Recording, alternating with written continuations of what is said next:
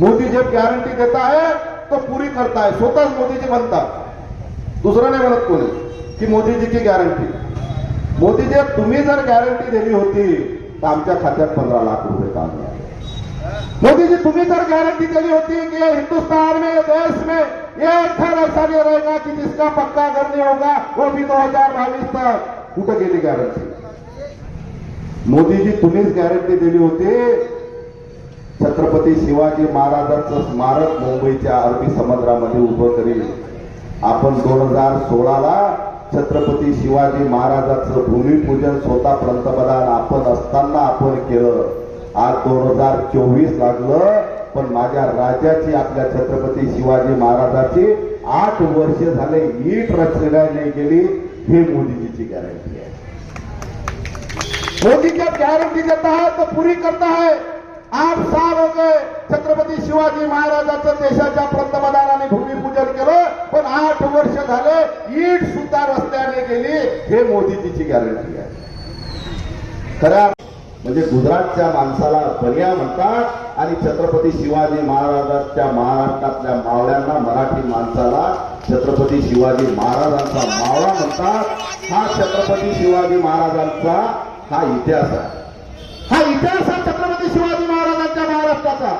एखादा मराठी माणूस जर परराज्यात गेला तर त्याला छत्रपती शिवाजी महाराजांचा मावळा म्हणतील, आणि एखादा गुजरातचा माणूस जर गेला तर गुजरातचा बनिया म्हणतील. आणि ह्या 2 गुजरातच्या बनियाला बनवा बनवी लावली. तुम्हा आपल्याला बनवा बनवी लावली.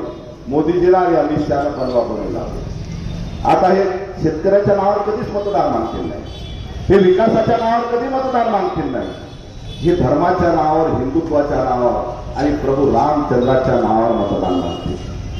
प्रभू रामचंद्र आमचंही आराध्य दैवत आहे. त्या महाराष्ट्रात नाही तर संपूर्ण देशातला प्रत्येक व्यक्ती प्रभू रामचंद्राला आदर्श मानतो.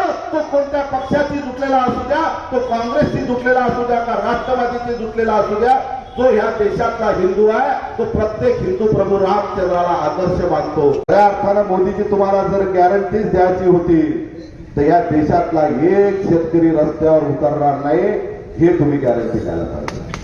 या देशातला, या हिंदुस्थानातला, या महाराष्ट्रातला एक शेतकरी आत्महत्या करणार नाही, हे मोदीजी तुम्ही गॅरंटी द्यायला पाहिजे.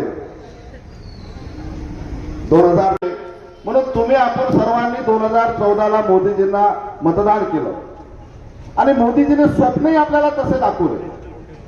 सुरुवातीला एक टीव्हीवर चॅनल होतं, मुंगीलाल के हसीन सपने. तसे मोदीजीचे हसीन सपने मोदीजीने असे आपल्याला स्वप्न दाखवले. 2014ला मोदीजीने सांगितलं होतं की शेतकऱ्याच्या मालाला दामदुप्पट भाव देऊ आणि शेतकऱ्याच्या खात्यामध्ये 15 लाख रुपये टाकू, असं स्वप्न देशाच्या पंतप्रधानांनी 2014च्या निवडणुकीच्या सुरुवातीला दिलं. निवडणूक झाली, मोदीजी देशाचे पंतप्रधान झाले. या देशातल्या, महाराष्ट्रातल्या प्रत्येक शेतकऱ्याला वाटलं की या देशाच्या पंतप्रधानांनी एक आम्हाला आश्वासन दिलं, शब्द दिला, गॅरंटी दिली की प्रत्येक शेतकऱ्याच्या खात्यामध्ये आम्ही 15 लाख रुपये टाकू, असं स्वप्न देशाच्या पंतप्रधानांनी दाखवलं. आणि मोदीजी देशाच्या पंतप्रधानपदी विराजमान झाले. आता माझ्या खात्यामध्ये 15 लाख रुपये येतील असं प्रत्येक शेतकरी या महाराष्ट्रातला, ह्या देशातला स्वप्न पाहायला लागला की माझ्या खात्यामध्ये 15 लाख रुपये आल्यावर मी माझ्या मुलीचं लग्न मोठं थाटा गाटात वाजा गाजात करेल, असं प्रत्येक शेतकरी स्वप्न पाहायला लागला. आणि नंतर देशात एका पत्रकाराने भारतीय जनता पार्टीचे राष्ट्रीय अध्यक्ष अमित शहा यांची पत्रकार परिषद घेतली आणि त्याच्यामध्ये एका पत्रकाराने प्रश्न विचारला, अमित शहा जी आपण शेतकऱ्याच्या खात्यामध्ये 15 लाख रुपये टाकणार होते, इसका क्या हो गया? आप किसान के खाते में 15 लाख रुपए डाल रहे थे, उसका क्या हो गया? तो अमित शहा ने उत्तर दिलं होतं, वो चुनावी जुमला था. म्हणजे आपल्या शेतकऱ्याच्या भावनाशी हात घालायचा. आणि एक घर ऐसा नहीं रहेगा कि जिसका पक्का घर नहीं होगा. नंतर सांगायची पद्धत पाठायची कशी, विटनेलिटक सारखे करतात आपल्याला. घर भी ऐसा वैसा नहीं, कांग्रेस के सरीका नहीं. मोदी जब घर देता है तो पक्का देता है, पक्का घर, पक्की छत, घर में नल में जल, एलईडी लाईट, शौचालय, उजला कनेक्शन. केवढ्यात?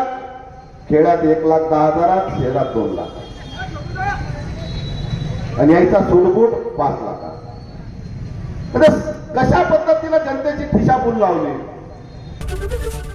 एबीपी माझा, उघडा डोळे बघा नीट.